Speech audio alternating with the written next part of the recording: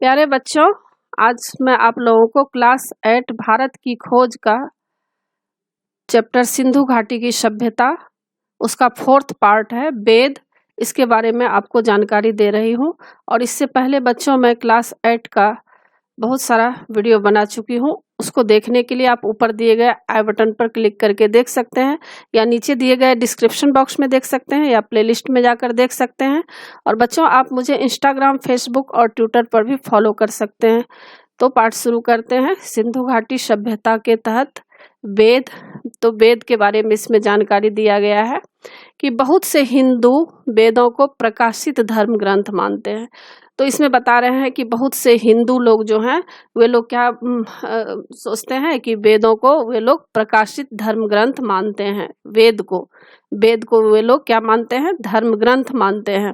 उनका असली महत्व इस बात का उद्घाटन करने के कारण है कि विचारों की आरंभिक अवस्था में मानव मस्तिष्क ने कैसे अपने को व्यक्त किया था।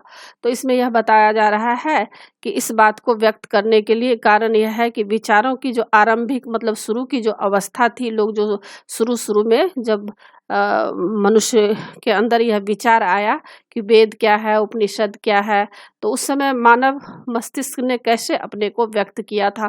शुरू में इन लोगों ने कैसे वेद को धर्म ग्रंथ माने थे, किस तरह से इन लोगों की विचारधारा थी। तो इसके बारे में बताया जा रहा है कि वह मस्तिष्क सचमुच कितना अद्भुत था। तो इनका कहना है, जवाहरलाल नेहरू जी का, कि उस समय का मस्तिष्क मतलब शुरू में जब कोई भी व्यक्ति जो होते हैं किसी चीज को धर्म ग्रंथ मानते हैं, क्या उनका सोच होगा। तो ये बता रहे हैं कि वह मस्तिष्क सचमुच कितना अद्भुत था, मतलब बहुत ही अद्भुत रहा होगा। वेद की उत्पत्ति विद धातु से हुई है, जिसका अर्थ है जानना। तो वेद की उत्पत्ति जो हुई है वह विद धातु से हुई है, और इसका अर्थ क्या होता है? जानना होता है। अतः वेद का सीधा साधा अर्थ अपने समय के ज्ञान का संग्रह है। तो इनका कहना है कि वेद का अगर आप सीधा सीधा अर्थ लगाते हैं तो उस समय जो ज्ञान का संग्रह है उसको आप मान सकते हैं, क्योंकि उस समय मानव मन के मस्तिष्क में जो विचार आया और जीवन के प्रति जो सच्चाई उनके मन में आई, तो वह ज्ञान का संग्रह है। तो किसी ने मान लीजिए कि उस समय ऋषि मुनि ऐसे थे जो ध्यान करते थे, तपस्या करते थे, तो उनके मन में जो अस्थाई विचार आया जीवन के प्रति और जीवन क्या है, तो उस सब के प्रति जो आया विचार, तो वह सब जो ज्ञान इकट्ठा हुआ, ज्ञान का संग्रह हुआ, तो उस वेद में लिखा गया है। उनमें ना मूर्ति पूजा है, ना देव मंदिर है। तो उस समय उसमें कुछ ऐसा नहीं लिखा है कि मूर्ति पूजा और देव मंदिर, उस समय कुछ भी ऐसा नहीं उसमें दिया गया है। वैदिक युग के आर्यों में, जो वैदिक युग के आर्य हैं, जीवन के प्रति उमंग थी कि उन्होंने आत्मा पर बहुत कम ध्यान दिया। तो उस समय के जो कुछ व्यक्ति ऐसे थे जो उनके जीवन के प्रति काफ़ी उमंग थी, मौज मस्ती, खाना पीना, सो जाना, और जीवन के प्रति जो एक गहराई होता है, जीवन क्या है, जीवन जैसे कि हम लोग जानते हैं, रामायण, गीता, महाभारत जब पढ़ते हैं तो हम लोगों को यह आता है कि जीवन में क्या करना चाहिए, क्या नहीं करना चाहिए, क्योंकि आगे का जो जीवन है, जब हम लोग यह जो हम लोगों का मानव का शरीर मिला है, तो इसमें हम लोगों को सत्य का सहारा लेकर जीना चाहिए। दया, क्षमा, करुणा, सहानुभूति, प्रेम की भावना रखना चाहिए, और किसी को ठेस नहीं पहुंचाना चाहिए, दुख नहीं पहुंचाना चाहिए। तो हम लोग जो इस जन्म में कर्म करते हैं, तो कर्म के अनुसार ही क्या होता है, हम लोगों का अगला जीवन जो है उसी तरह की आत्मा जो है दूसरे रूप में, जब किसी के शरीर में मान लीजिए दूसरा जन्म होगा, अभी हम यहाँ किसी के घर में हैं, माता पिता हम लोगों के यहाँ है, लेकिन पता नहीं जब हमारी मृत्यु हो जाएगी तो हम कहाँ जाएंगे। तो यह सब उस समय के जो वैदिक युग के जो आर्य लोग हैं, ये लोग नहीं समझ पा रहे थे। जीवन के प्रति उन लोगों की इतनी मानसिकता नहीं थी, तो वे लोग मौज मस्ती, खाना पीना, सो जाना, उमंग में रहते थे और आत्मा पर बहुत कम ध्यान दिया करते थे। वे मृत्यु के बाद किसी प्रकार के अस्तित्व में बहुत स्पष्ट ढंग से विश्वास करते थे। उन लोगों का यह कहना था कि खाओ पियो, मौज मस्ती से रहो, यही जीवन है, और मृत्यु के बाद जो जीवन क्या होता है, जीवन आत्मा जो है फिर से जन्म लेती है, आत्मा तो कभी मरती नहीं है। तो आगे जो जैसा कर्म करता है उसी के अनुसार जो ईश्वर है उनको दूसरा रूप देते हैं। तो इस सब में उन लोगों को इतना विश्वास नहीं था। तो आगे बताया जा रहा है कि पहला वेद यानी ऋग्वेद शायद मानव जाति की पहली पुस्तक है। तो हम लोग जानते हैं ना, ऋग्वेद, आयुर्वेद, अथर्ववेद, यह सब जो वेद है, तो ऋग्वेद को ये लोग क्या मानते हैं, मानव जाति की पहली पुस्तक मानते हैं। वेद यानी ऋग्वेद को शायद मानव जाति की पहली पुस्तक है। इसमें हमें मानव मन के सबसे आरंभिक उद्गार मिलते हैं। तो यह जो ऋग्वेद है, इसमें मानव मन में जो विचार आया सबसे पहले, आरंभिक मतलब सबसे पहले जो मानव के मन में, मनुष्य के अंदर जो विचार आए, तो यह सब ऋग्वेद में लिखा हुआ है। काव्य प्रवाह मिलता है वहाँ पर, कुछ काव्य प्रवाह जो होता है वह मिल रहा है। मतलब कविता जो होता है ना, उसमें कुछ अच्छे अच्छे उसमें लाइन्स मिल रहे हैं। प्रकृति के सौंदर्य और रहस्य के प्रति हर्षोन्माद मिलता है। मतलब प्रकृति कितने सुंदर रूप में है, प्रकृति में कितने रहस्य छुपे हुए हैं, जैसे फूल कैसे खिलते हैं, हरियाली कैसे आ जाती है, कोयल की कूक सुनाई देती है, चारों तरफ जो है फूल खिले हुए होते हैं, भंवरे मंडराते हैं। तो प्रकृति जो हम लोग देख रहे हैं, इतने सुंदर सुंदर झरना, नदी, तालाब, प्रकृति जो हम लोग देख रहे हैं। तो जैसे कि फल फ्रूट कितने सारे लदे होते हैं, जैसे आप देखेंगे आम के समय में आम, अंगूर के समय में अंगूर, केला और सेब, ऑरेंज, कितने तरह के फ्रूट होते हैं, कितने तरह के फ्लावर होते हैं। तो यह सब क्या है, प्रकृति का सौंदर्य है। और इससे क्या होता है, मानव मन के जो भूख है उसकी भी तृप्ति मिलती है, लोग खाते हैं, जीते हैं। तो यह सब प्रकृति के जो है बता रहे हैं कि इसमें हमें मानव मन के सबसे आरंभिक उद्गार मिलते हैं। मतलब सबसे पहले जो क्या क्या उन लोगों के विचार मन में आए, यह सब मिलता है। और प्रकृति के जो सौंदर्य होते हैं, यह सब उसमें दिखाई देता है। और इसके अलावा हमें मनुष्य के उन साहसिक कारनामों का भी रिकॉर्ड मिलता है। जब हम लोग ऋग्वेद पढ़ेंगे तो उसमें मनुष्य ने उस समय, उससे पहले कितने जो है साहस भरे काम करते थे। मान लीजिए वहाँ पर उस समय कितने लड़ाई दंगे होते थे।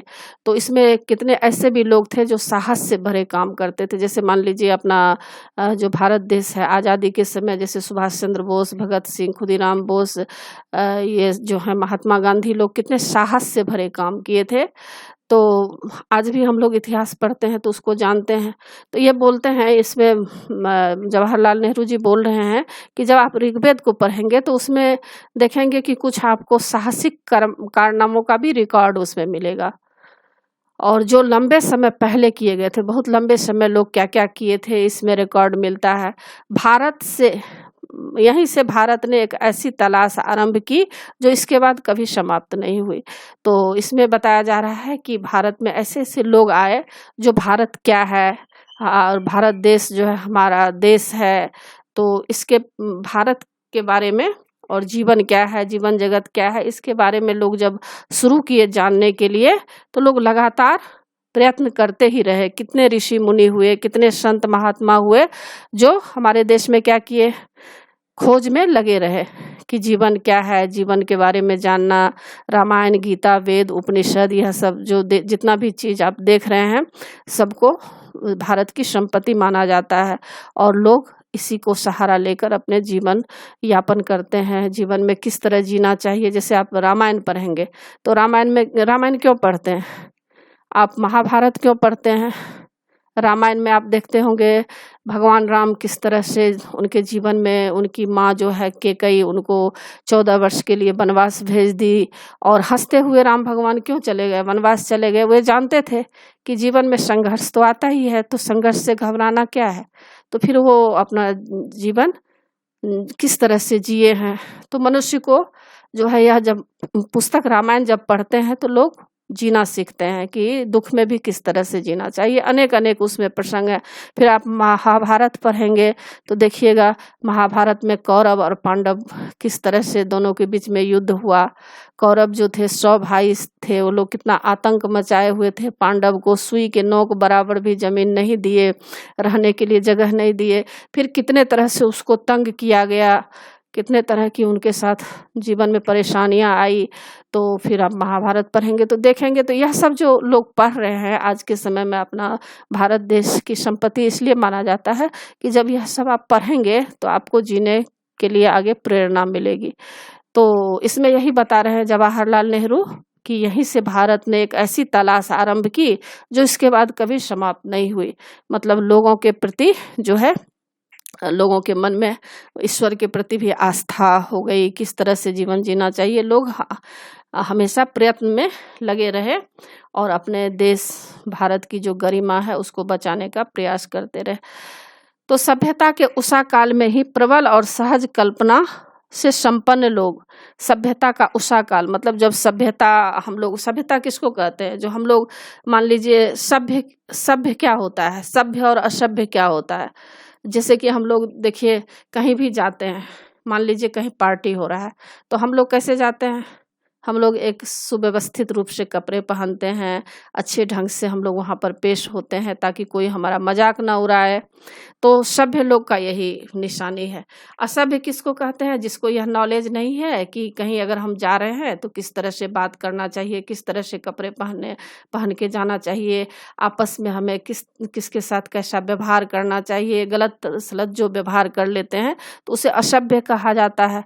तो यहाँ पर बता रहे हैं कि सभ्यता के उषा काल मतलब जब सभ्यता शुरू हुआ था कि आदमी किस तरह से जिए, किस तरह से रहना चाहिए आदमी को, तो सबसे पहला जो समय था उषा काल उसको बोला जाता है। जैसे उषा काल, जैसे सूर्योदय को उषा काल कहा जाता है ना, सबसे पहले जो सूर्य उगता है उसको लोग क्या कहते हैं, लालिमा को उषा काल कहा जाता है। तो उसी तरह जब सभ्यता का विकास हुआ कि मनुष्य को किस तरह से रहना चाहिए और किस तरह से जीना चाहिए, तो उसके प्रारंभिक काल में ही प्रबल और सहज कल्पना से संपन्न लोग, मतलब वे लोग थे जो काफ़ी संपन्न लोग थे, उनके पास काफ़ी नॉलेज था जीवन जीने के लिए, जीवन में छुपे हुए अनंत रहस्य को जानने के लिए सजग हुए। तो ये लोग जब सभ्यता का विकास हुआ, लोग के अंदर जब जीवन के प्रति जो जीवन किस तरह से जीना चाहिए, तो ये लोग क्या किए, जो प्रकृति में कितने रहस्य छिपे हुए हैं उसको जानने के लिए लोग प्रयास किए। उन्होंने अपनी सहज आस्था के कारण प्रकृति के प्रत्येक तत्व और शक्ति में देवत्व का आरोप किया, मतलब विराजमान किए। अब इन लोगों को समझ में आया कि जब आर्य लोग आए थे तो इन लोगों को तो खाना पीना ऐश मौज करना था, ये लोग तो ईश्वर को भूल चुके थे। लेकिन इसी समय सभ्यता का जब विकास हुआ तो इन लोगों ने जब जीवन के प्रति जाना कि जीवन क्या है, तो ये लोग क्या किए, जीवन के प्रति इनकी आस्था रह गई कि हाँ जीवन में हमें इस तरह से जीना चाहिए और प्रकृति में क्या क्या तत्व छिपे हुए हैं और कितनी शक्ति है, ईश्वर हैं, तभी तो प्रकृति है। तभी ये लोग जो है मानने लगे, ईश्वर को भी मानने लगे। पर इस सब में साहस और आनंद का भाव था और आनंद के साथ, उमंग के साथ ये लोग इनको आगे बढ़ने दिए। अब बहुत से पश्चिमी लेखकों ने इस ख्याल को बढ़ावा दिया है कि भारतीय लोग परलोक परायण है। तो देखिए बहुत से पश्चिमी लेखक, जैसे विदेश के लेखक सब हैं, वे लोग यह मानते हैं कि भारत के लोग जो हैं ये लोग परलोक में विश्वास करते हैं, मतलब ईश्वर में ज़्यादा विश्वास करते हैं। तो मैं समझता हूँ कि हर देश के निर्धन और अभागे लोग एक हद तक परलोक में विश्वास करने लगते हैं जब तक कि वे क्रांतिकारी नहीं हो जाते। तो पश्चिम के जो बहुत सारे राइटर हैं, इन लोगों का कहना है कि इंडिया गरीब देश इसलिए बन गया है, इंडिया के लोग इस तरह से हो गए हैं, ये लोग ईश्वर में विश्वास करते हैं। परलोक मतलब जब हमारा शरीर छूट जाएगा, आत्मा जब शरीर से आत्मा जो है परमात्मा में मिल जाती है या दूसरा जन्म होता है, तो पश्चिमी लेखक यह नहीं मानते हैं। उन लोगों का यह कहना है कि इंडिया के लोग ऐसा है कि ये लोग जो है इसीलिए गरीब हो गए हैं, क्योंकि ये लोग जो है परलोक में ज़्यादा विश्वास करते हैं, ईश्वर में विश्वास करते हैं, जब तक कि वे क्रांतिकारी नहीं हो जाते, मतलब क्रांतिकारी नहीं हो जाते। यही बात गुलाम देश के लोगों पर लागू होती है। तो अपना भी इंडिया में देखिए क्यों आ गया था, इंग्लैंड के लोग यहाँ पर पैर पसारने लगे थे, इंडिया को जो है गुलाम इसलिए बना दिया क्योंकि वो लोग अपने सीधे साधे जो हमारे देश के लोग हैं तो नाजायज वो लोग फायदा उठाए कि लो ये लोग तो ईश्वर में विश्वास करेंगे, तो ये सीधे साधे लोगों को लूटो और यहाँ से जो है धन इकट्ठा करके इंग्लैंड लेकर जाते थे और यहाँ पर पूरा अधिकार जमा लिए थे। तो उन लोगों का यही था, उन लोगों का यही मानना था कि इंडिया के लोग जो हैं इसीलिए निर्धन और मूर्ख हैं, इनको जहाँ तक हो सके इन लोगों का जो है इन लोगों को लूटो, अत्याचार करो, जुल्म करो। तो यह सब भावना उनमें थी। अब आगे बता रहे हैं कि हमें भारत में भी और स्थानों की तरह विचार और कर्म की दो समानांतर विकसित होती धाराएं दिखाई पड़ती है। एक जो जीवन को स्वीकार करती है और दूसरी जो जिंदगी से बचकर निकल जाना चाहती है। तो यहाँ पर जवाहरलाल नेहरू जी कह रहे हैं कि हमें भारत में भी और स्थानों की तरह विचार और कर्म में दो समांतर विकसित होती धाराएं दिखाई पड़ती है। तो ये महसूस किए कि इंडिया के जो लोग हैं उनमें दो समानांतर विकसित होती धाराएं दिखाई देती है। एक जो जीवन को स्वीकार करती है, मतलब, और एक लोग ये मानते हैं, कुछ लोग ऐसे हैं भारत में जो मानते हैं कि जब आदमी मर जाते हैं तो दूसरा जन्म होता है, इसलिए जीवन में अच्छा तरह रहना चाहिए, अच्छी तरह से रहना चाहिए। और दूसरा लोग इसको नहीं मानते हैं, मतलब नास्तिक है, कुछ लोग आस्तिक हैं, कुछ लोग ईश्वर पर विश्वास करते हैं, कुछ लोग ईश्वर पर विश्वास नहीं करते हैं। अलग अलग युगों में कभी बल पर एक पर होता है तो कभी दूसरे पर। तो इनका कहना यह है कि युग जब होता है, कभी कभी कुछ लोग जो हैं ईश्वर पर भरोसा करते हैं, विश्वास करते हैं, कुछ लोग नास्तिक होते हैं, कुछ लोग आस्तिक होते हैं। परंतु इतना निश्चित है कि वैदिक संस्कृति की मूल पृष्ठभूमि परलोकवादी या इस विश्व को निरर्थक मानने वाली नहीं है। तो इनका कहना है कि परंतु इतना निश्चित है कि वैदिक जो संस्कृति है उसकी मूल पृष्ठभूमि परलोकवादी या विश्व को निरर्थक मानने वाली नहीं है। मतलब ये लोग जो है व्यर्थ नहीं मानते हैं, मतलब ईश्वर को व्यर्थ नहीं मानते हैं, यानी ईश्वर को मानते हैं। अब आगे बता रहे हैं कि जब भी भारत की सभ्यता में बहार आई, मतलब जब भारत की सभ्यता में विकास हुआ, तब ऐसे हर दौर में जीवन और प्रकृति में लोगों ने गहरा रस लिया, जीने की प्रक्रिया में आनंद लिया। तो मतलब जीवन में कुछ लोग ऐसे थे जो मौज मस्ती से जीते थे, जीवन को आनंद से लेते थे, दुख नहीं मनाते थे, सोच फिक्र नहीं करते थे। तो उन लोगों के समय में क्या था, जीवन में काफ़ी उत्साह था, आनंद था। ऐसे ही युगों में कला, संगीत और साहित्य, साथ ही गाने नाचने की कला, चित्रकला और रंगमंच का भी विकास हुआ। तो क्या होता है, देखिए, कोई भी चीज़ मन के ऊपर डिपेंड होता है। जब आपका मन खुश होता है तो हर चीज़ अच्छा लगता है करने में। तो जब मन इन लोगों का खुश था, जीवन के प्रति, सभ्यता में विकास हुआ, तो ये लोग सारे चीज़ में विकास हुआ, जैसे कि कला में, संगीत में, साहित्य में, फिर लोग नाचने गाने लगे, चित्रकला, रंगमंच, यह सब का विकास हुआ। इस बात को ग्रहण करना मुमकिन नहीं है कि कोई संस्कृति या जीवन दृष्टि जिसका आधार पारलौकिकता हो या जो विश्व को व्यर्थ मानती हो, वह सशक्त और विविधता पूर्वक जीवन की अभिव्यक्ति के इतने रूपों की रचना कर सकती थी। तो यहाँ पर आगे कह रहे हैं, हाँ, इस बात को ग्रहण करना मुमकिन नहीं है, मतलब इस बात को ग्रहण करना मुमकिन नहीं है, मतलब कि कोई संस्कृति या जीवन दृष्टि, हमारी जो संस्कृति है, जीवन दृष्टि है, जिसका आधार पारलौकिकता हो, तो विश्व को व्यर्थ मानती हो। क्योंकि जब ईश्वर में आप ईश्वर पर जब आप भरोसा करेंगे कि ईश्वर हैं, तो विश्व को आप व्यर्थ नहीं मान सकते हैं, और वह सशक्त और विविधता पूर्वक जीवन की अभिव्यक्ति के इतने रूप की रचना कर सकती थी। कोई संस्कृति जो बुनियादी तौर पर पारलौकिकतावादी होती है, मतलब परलोक में विश्वास करती है, वह हजारों वर्ष बनी नहीं रह सकती है। तो यह जो हमारी संस्कृति है, जो कि हजारों वर्ष से चली आ रही है, तो इनका कहना है कि कोई जो संस्कृति जो बुनियादी तौर पर पारलौकिकतावादी होती है, मतलब परलोक में विश्वास करती है, वह हजारों वर्ष बनी रह ही नहीं सकती है। तो बच्चों इसी के साथ पाठ की समाप्ति होती है।